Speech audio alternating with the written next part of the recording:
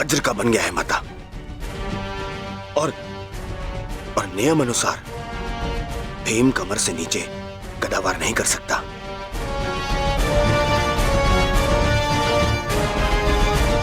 आप चिंता मत कीजिए माता।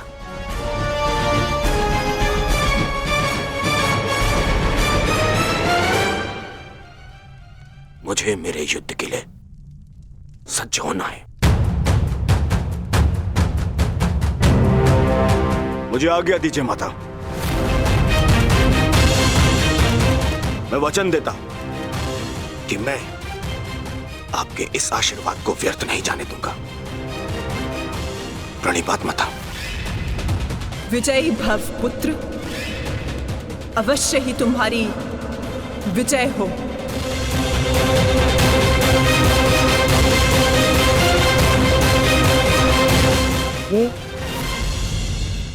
ये सारा खेल उस छलिए कृष्ण का रचा हुआ है बहना।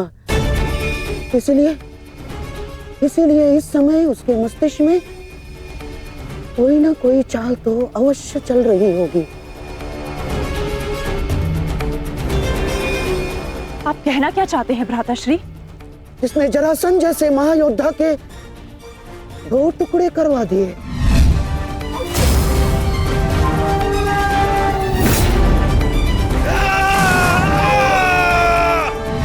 उसने महामहिम भीष्म को उस शिखंडी का सहारा लेकर शरशैया पर लिटवा दिया।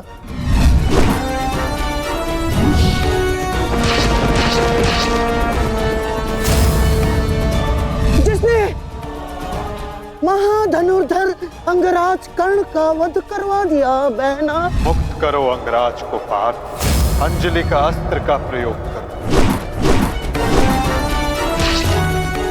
वही उद्धव, वही माधव, वही योगेश्वर, वही नटवर, वही छलिया। उसके मस्तिष्क में इस समय कोई ना कोई योजना अवश्य चल रही होगी। नहीं, इस बार मैं कृष्ण को कोई छल नहीं करने दूंगी। समय आ गया है। आज के महायुद्ध के लिए सज्ज हो जाओ।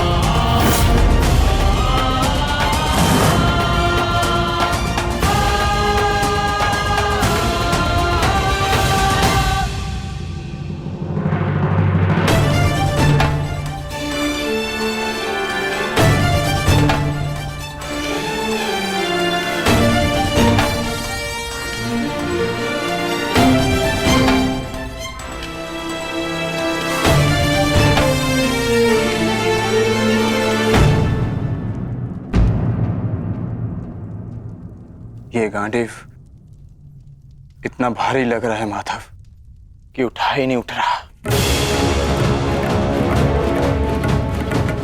हाँ माधव, ज्येष्ठ की मृत्यु के पश्चात शस्त्र भारी हो गए हैं। शस्त्र भारी नहीं हुआ है विकोदर, तुम्हारा मन भारी हो रहा है।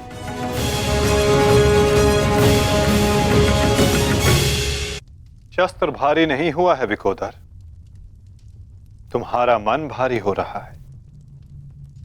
मन को हल्का करो, भुजाओं में बल स्वतः आ जाएगा।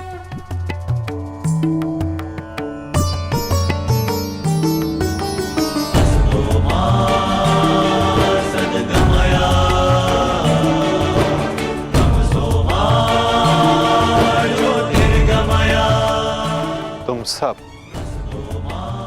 अपने ज्येष्ठ कर्ण के लिए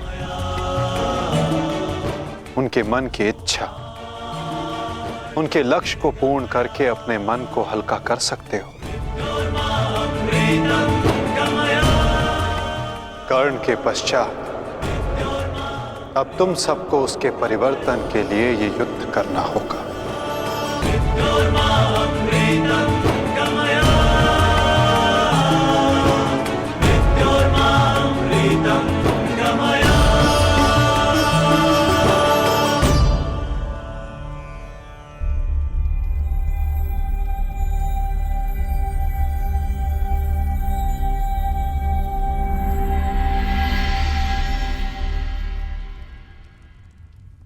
तुम्हारे ज्येष्ठ कर्ण का लक्ष्य उचित था, किंतु मार्ग अनुचित था, इसलिए वो पूर्ण ना हो सका। और तुम सबका मार्ग धर्मपथ है, सत्य है, परंतु तुम सबका लक्ष्य अनुचित था, प्रतिशोध। अब उचित मार्ग पे चलकर उचित लक्ष्य के लिए युद्ध करो, परिवर्तन के लिए युद्ध करो, और यही तुम्हारे ज्येष्ठ कर्ण के लिए सत्य में उचित श्रद्धांजलि होगी।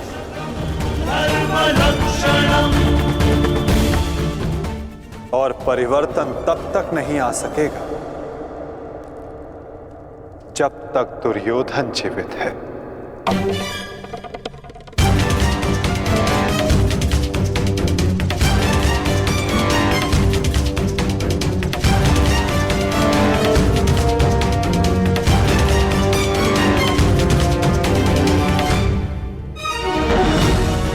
कर्ण के पश्चात अब भी युद्ध भूमि में कुछ अपने हैं जो तुम सब के विरुद्ध खड़े होंगे। कर्ण का शरीर भले ही नष्ट हो गया, परंतु कर्ण की आत्मा, कर्ण की सोच अभी भी जीवित है, और ये सोच बहुत कुछ जीवित कर देती है।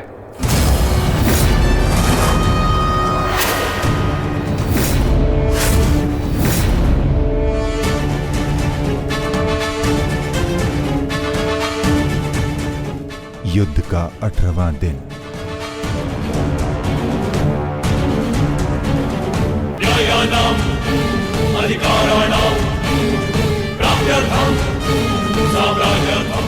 कर्ण उस दीपक की भांति है जो बुझने से पूर्व दूसरे दीपक को प्रकाश दे जाता है और फिर उस प्रकाश में लौट कर आता है।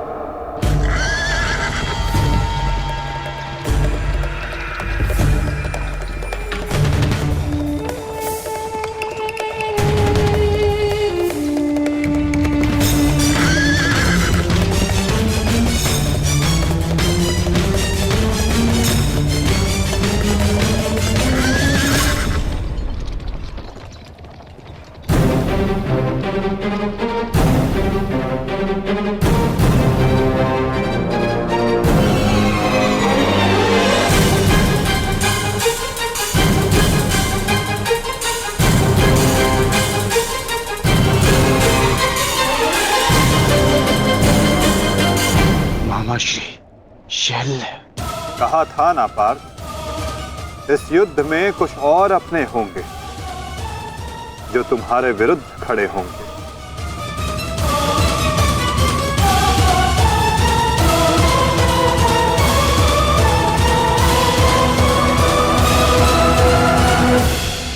मैं जानता हूं मैं अंगराज नहीं बन सकता, परंतु मद्राज की साहस का दर्शन अवश्य होगा। मैं वचन देता हूं, जो मैं सारथी बन के नहीं कर पाया वो अब मैं अपनी रथी के रथ पर आरूढ़ होकर अवश्य करूंगा। ये मेरा वचन है। मैं वचन देता हूं कि आज का दिन सदा स्मरण रखा जाएगा। न बंधु न सखा, न बहन न कोई भांजा, आज शल्य के लक्ष्य में कोई बाधा नहीं बनेगा। आज शल्य प्रायश्चित करेगा एक महान योद्धा के मृत्यु के सहायक होने के अपराध में। आज शल्य प्रायश्चित करेगा अपने अपराध का।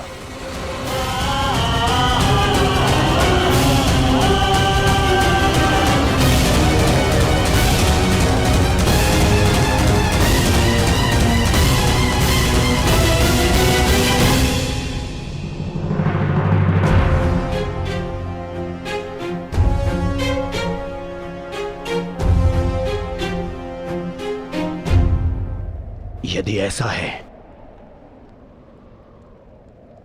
तो आज साथ मिलकर लड़ेंगे शैल्य। आओ मेरे साथ मिलकर मेरे मित्र का प्रतिशोध लो। सर सेनापति शैल्य। सेनापति शल्य की, सेनापति शल्य की, सेनापति शल्य की।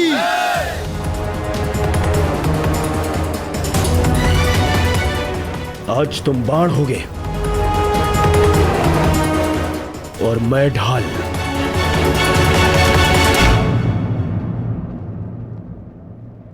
मित्र कर्ण के लिए और ये मेरे पश्चाताप के लिए।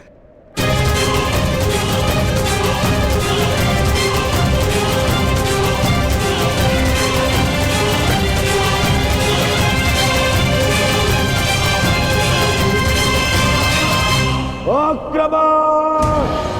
आक्रमण!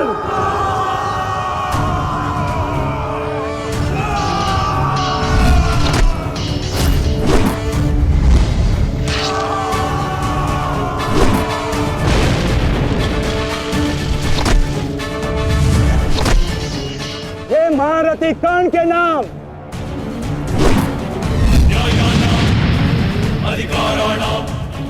ये मित्र कर्ण के लिए।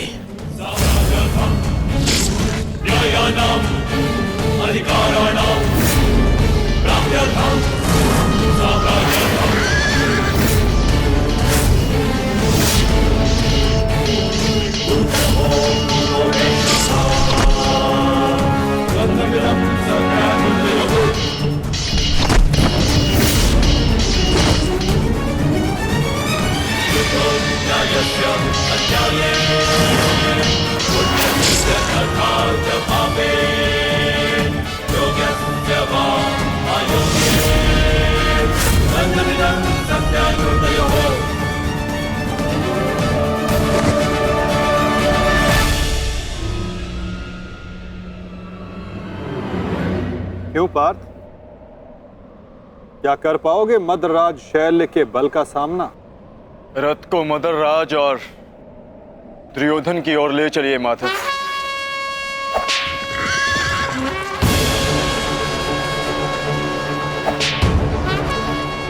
हाथी उस ओर चलो।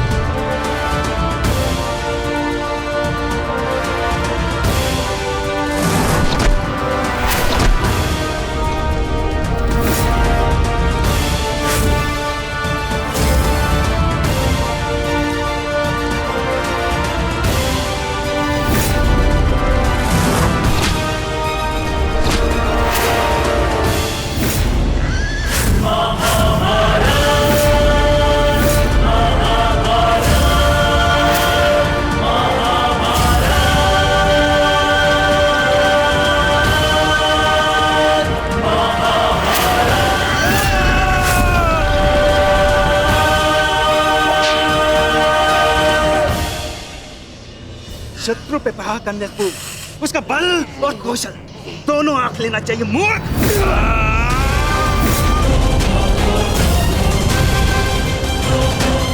शल्य के समक्ष क्रोध करने वाला आधा बल खो लेता है। इस जोड़ी को ही नहीं, आज मैं दोनों के शरीर को ही तोड़ डालूंगा।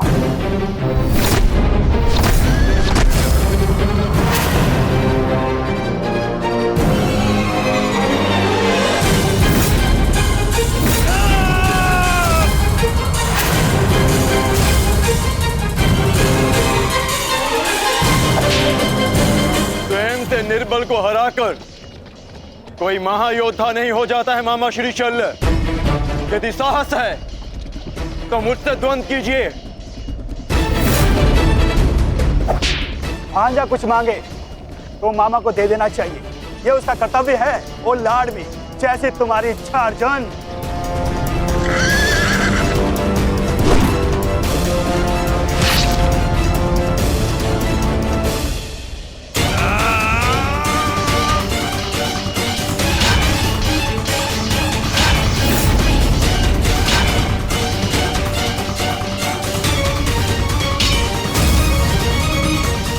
भद्राशल्य अपना लक्ष्य भूल गए विकोधर।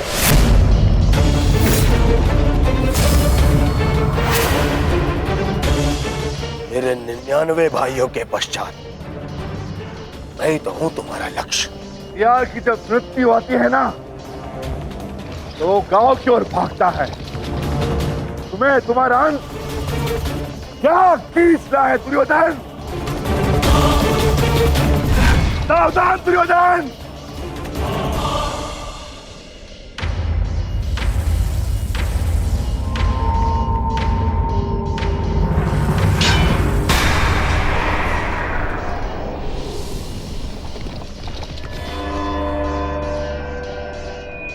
ठीक कहा तुमने, कर लो, अपनी प्रतिज्ञा पूर्ण कर लो। मेरे मस्तक को तोड़ दो, दाहर करो मुझ पर विकोधर।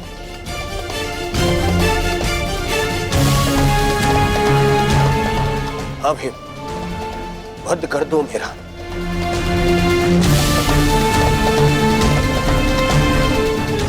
कर लो, अपनी प्रतिज्ञा पूर्ण कर लो। स्मरण करो, वो मैं ही था जिसने सम्राट से भिखारी बना दिया था तुम सबको। स्मरण करो, वो मैं ही था जिसने 12 वर्ष के वनवास में भेज दिया था तुम सबको। वो अज्ञातवास स्मरण करो, वो भी मैं ही था। स्मरण करो, द्रौपदी का वस्त्रहरण, वो भी मैं ही था। और अभिमन्यु का वध, वो भी स्मरण करो, वो भी मैं ही था। मार दो मुझे, अपना प्रतिकार लो, मुझे मार दो। ऐसे भी मेरे 99 भाई और मेरे मित्र के चले जाने के पश्चात अब जीने की इच्छा शेष नहीं है। मार, आओ भीम, वध करो मेरा, मार दो।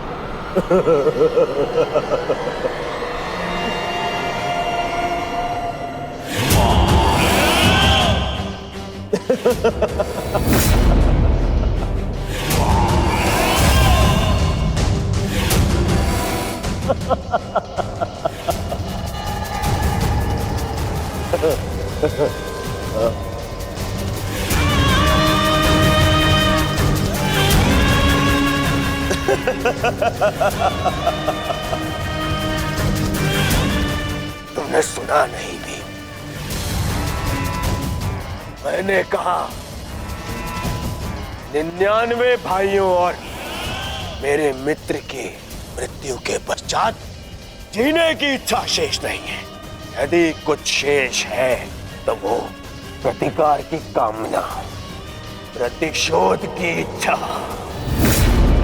आओ भीम, प्रहार करो मुझ पर। ऐसे लोग अपने समस्त परिवार के ऊपर किए गए अपमान का प्रतिशोध ऐसे लोग ऐसे करोगे पूर्ण अपनी प्रतिज्ञा? प्यार करो, देखो ना ही मेरे पास कोई शस्त्र है और ना ही कोई दिव्यास्त्र। मेरे हाथ ही मेरे शस्त्र है और मेरा क्रोध ही मेरा दिव्यास्त्र। प्यार करो।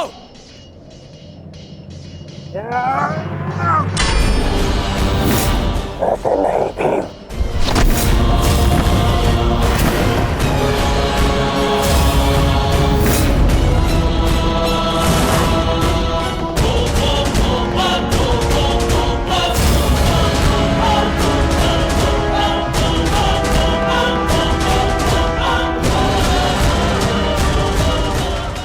क्या देख रहे हो अर्जुन? सामने देखो, शत्रु तुम्हारे समक्ष खड़ा है। इतना सरल नहीं होगा तुम्हारे लिए ये द्वंद अर्जुन, क्योंकि ना मेरे गुरु का मुझे श्राप मिला है और ना ही इंद्र ने मुझसे कोई कवच छीना है और ना ही मेरे रथ का चक्र धरती में धंसा है। मैं कर्ण नहीं हूं जिसे अनीति में फंसा के मार डालोगे। मैं मद्रास चल हूं। अब दिखाओ अपना पराक्रम। कितने बड़े योद्धा हो तुम, कितने बड़े शूरवीर हो, कितने बड़े धनुधारी हो, दिखाओ।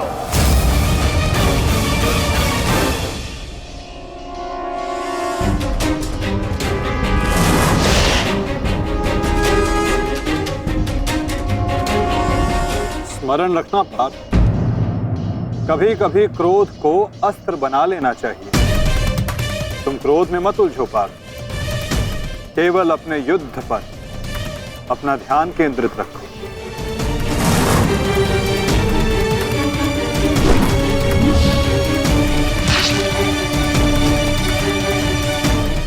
क्रोध हर समस्या का समाधान नहीं होता पार्थ।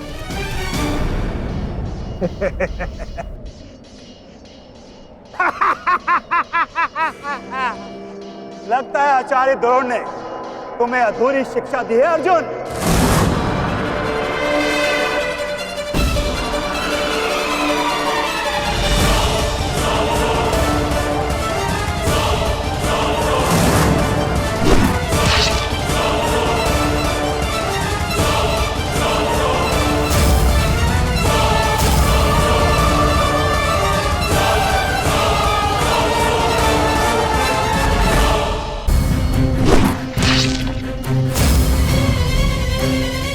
संयम पार्थ, संयम। अधीनता और क्रोध मद्रराज का तोड़ नहीं है पार्थ।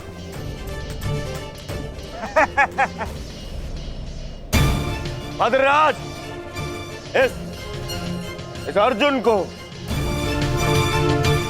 धनुर्विद्या सीखने का बहुत शौक है। आप इसे धनुर्विद्या सिखाएं।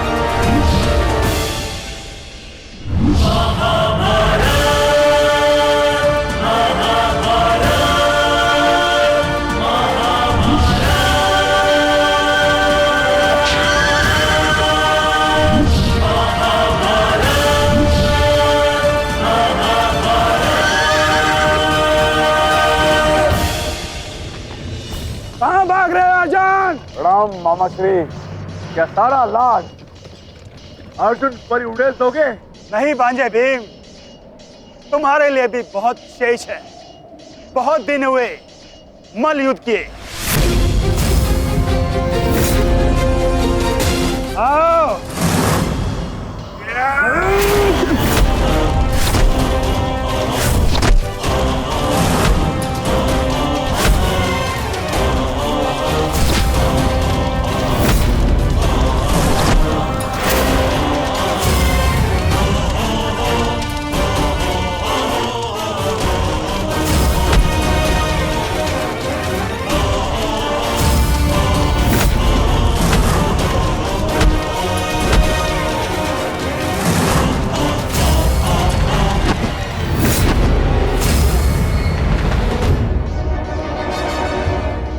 साधो, विकोदर भीम साधो। अद्भुत बल है तुम्हारे भीतर, किंतु तुम्हें लगता नहीं कि तुमने देर कर दी। यदि ये बल उस भरी सभा में दिखाया होता तो भरी सभा में द्रौपदी का पान होने से तुमने बचा लिया होता भीम। अरे जब फसल ही जल गई तो वर्षा का क्या लाभ? अरे संसार के इतिहास में तुम्हारा नाम एक कायर के रूप में लिखा जा चुका है भीम, जो अपनी पत्नी का वस्त्र हरण होते हुए देखता रहा। वस्त्र हरण। कहीं ऐसा तो नहीं तुम स्वयं उस पल का आनंद ले रहे थे?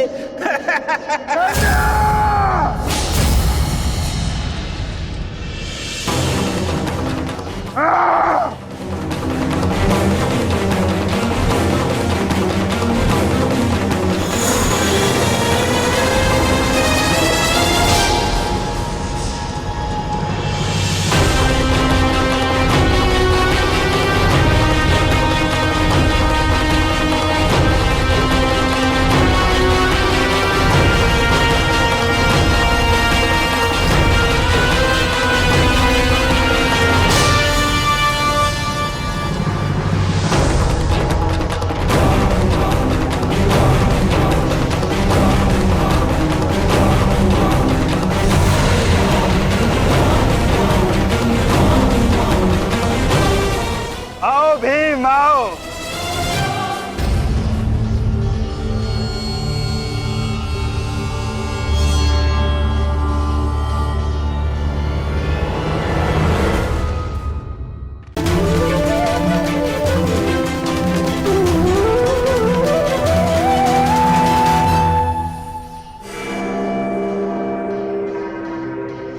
मधुराज,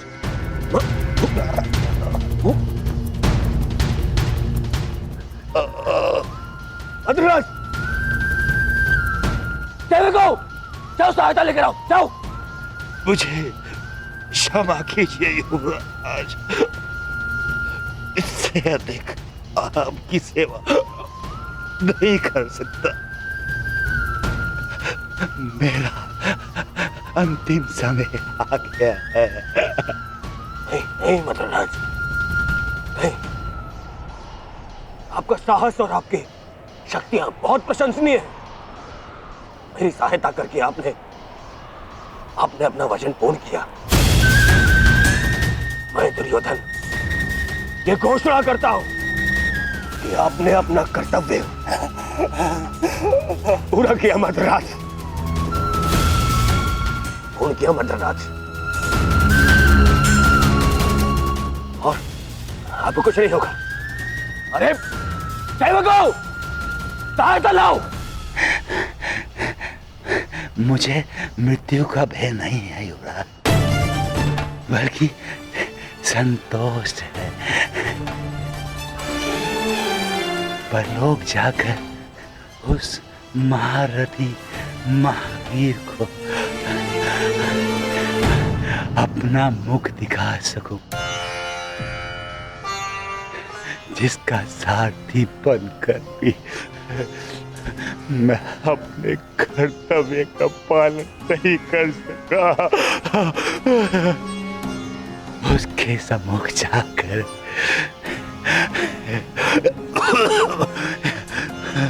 मैं कह सकूंगा कि उसका ये सारथी उसके परम मित्र के प्राणों की रक्षा करते करते अपने प्राणों का बलिदान दे बैठा।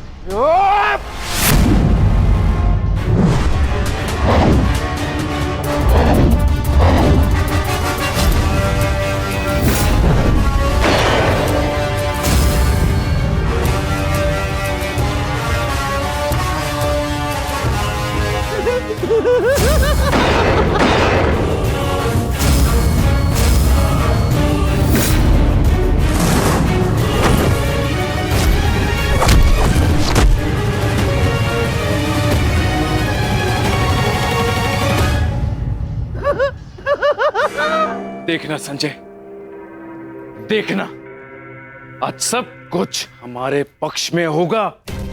पुत्र के समक्ष आज कोई भी नहीं टिक पाएगा, कोई भी नहीं। आप बिल्कुल उचित कह रहे हैं महाराज।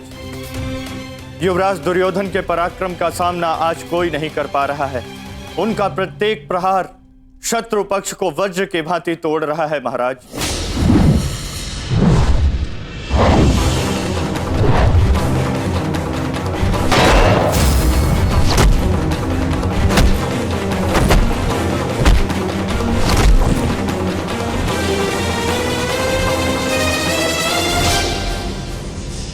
साधु मेरे होने वाले सम्राट, साधु।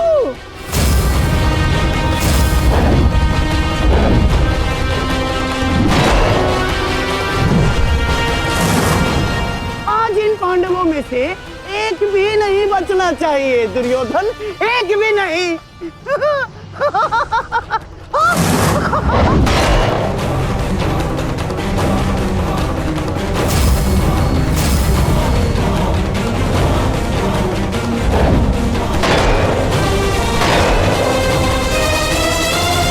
युवराज दुर्योधन के पराक्रम का सामना धर्मराज युधिष्ठिर भी नहीं कर पा रहे महाराज। ऐसा प्रतीत हो रहा है युवराज दुर्योधन धर्मराज युधिष्ठिर को आज इस संसार से विदा कर ही देंगे।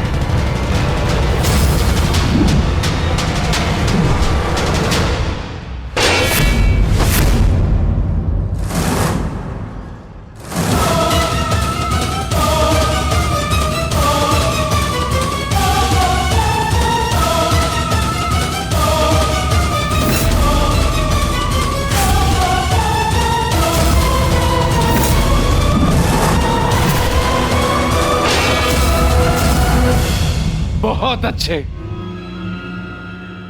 आज मेरा पुत्र मेरे 99 पुत्रों की मृत्यु का प्रतिकार लेगा।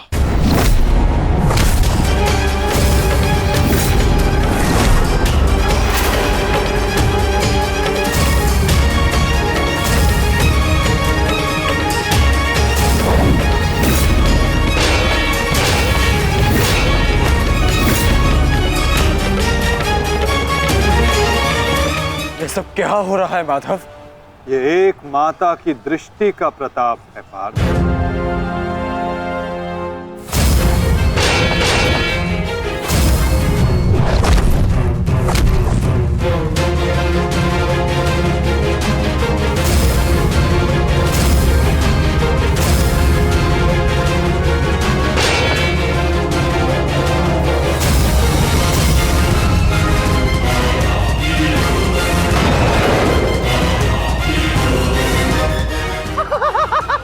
मारो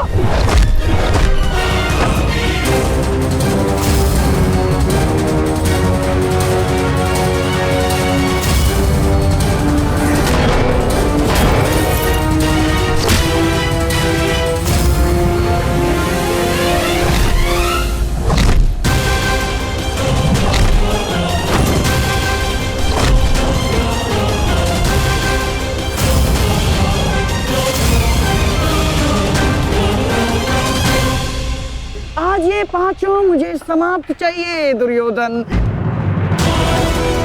समाप्त।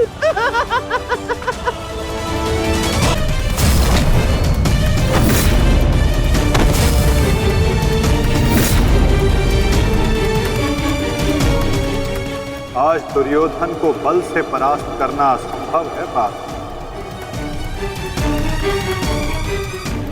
तो फिर मैं क्या करूं माता? इस प्रकार मैं अपने भ्राताओं की दशा नहीं देख सकता।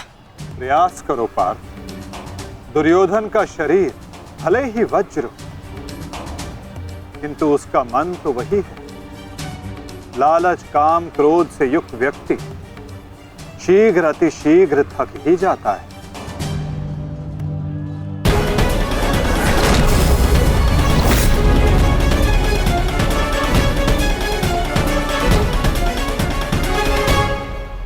हमें कोई योजना बनानी होगी माधव। हमें इस दुर्योधन को रोकना होगा।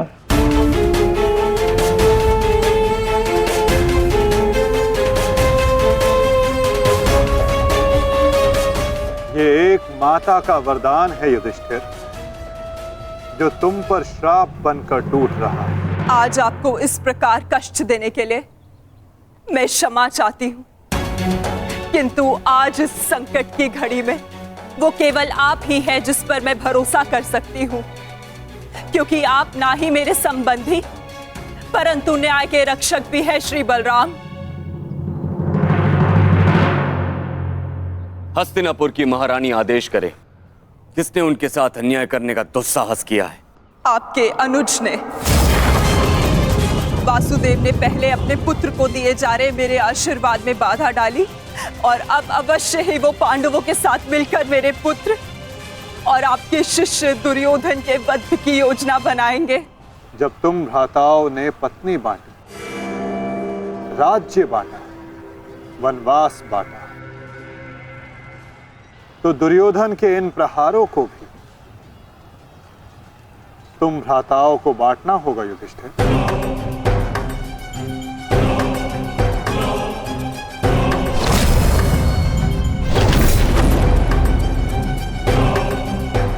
हमें दुर्योधन के थकने की प्रतीक्षा करनी होगी, और आज युक्ति भी तभी काम आएगी जब दुर्योधन में लड़ने का बल शेष ना बचे। क्योंकि दुर्योधन को स्वयं दाऊ ने गदा युद्ध में शिक्षित किया है। इसमें कोई संदेह नहीं है कि दुर्योधन मेरा सर्वश्रेष्ठ शिष्य है। उसके साथ छल करके मैं कृष्णा को और मेरे कुल को लज्जित और लांछित नहीं होने दूंगा।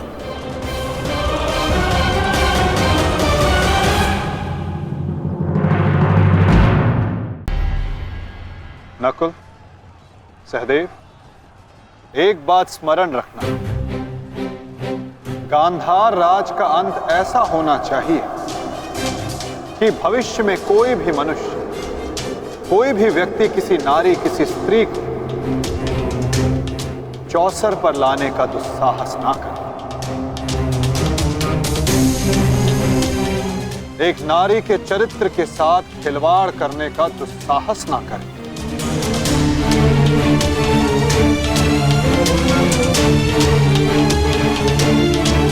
और शकुनी इस अपराध की जड़ है,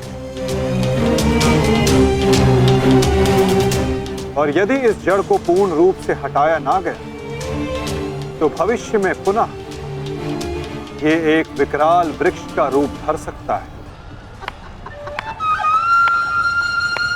साधु मेरे होने वाले सम्राट, साधु।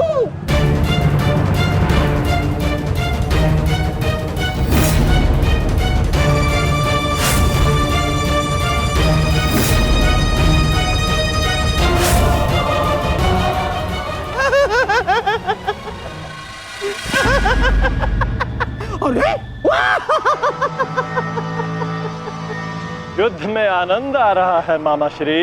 हाँ, बहुत आनंद आ रहा है, बहुत आनंद आ रहा है। देखो देखो मेरा होने वाला सम्राट कैसे उन पांडवों को चुन चुन कर धूल चटा रहा है।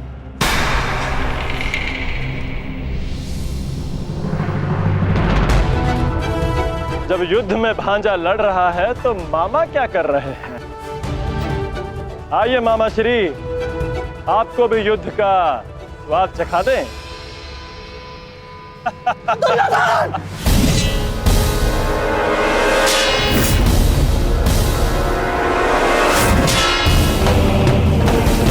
दुर्योधन!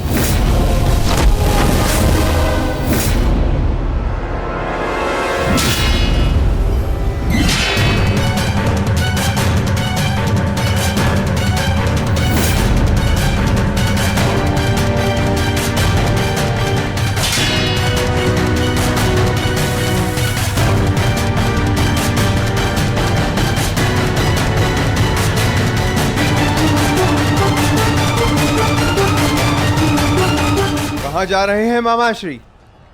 इतनी भी क्या शीघ्रता है?